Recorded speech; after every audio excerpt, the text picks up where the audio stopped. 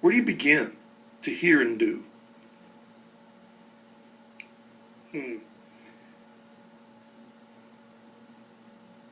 Something that's worked for me is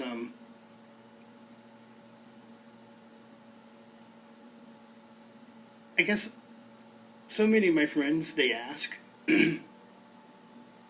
how can you hear God's voice? I mean, that's very crucial in our lives, because how do we even know our purpose? You think you can really know why God put you on earth by yourself? I need Him to tell me. And so for so many times in the past, when I was desperate, it was going to God in prayer and in fasting.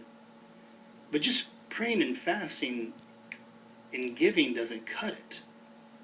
That is like, I told you, like planting a garden. Could you imagine planting a garden and only pouring fertilizer on the garden without even weeding the garden? Well, then the weeds are going to grow along with the flowers.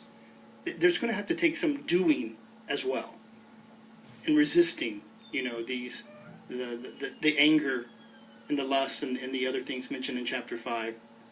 I would just challenge things that I've been challenging my friends now that I joined the Catholic Church last year is the sacraments have made so much of a difference in my life.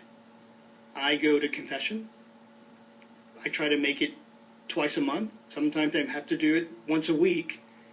But when I'm confessing my sins, that is a sacrament when I'm doing it to a priest. And the advice he gives me to pull these weeds is great advice, as well as taking the sacrament of the body of Christ. It's whenever Jesus begins to assimilate me and begin to change me from the inside out. Marcus, I don't know how to put it. It's supernatural and it's miraculous. But when I partake in those sacraments, it's the Sermon on the Mount does become more obtainable.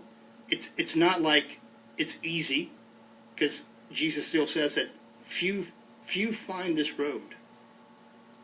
Because we want the easy way out. We want the wide road, but the wide road isn't going to lead to Him. It's the narrow road. It costs something to fast. Even prayer is a form of fasting, because the time that I spend praying, I can be watching TV, and so I'm like, I'm even going to give you my time to pray instead, and my money. Well, man, my money is my strength. So that's a form of fasting as well. It's chapter 6 of Matthew. I mean, why don't we just do what Jesus said to do in Matthew 5, 6, and 7?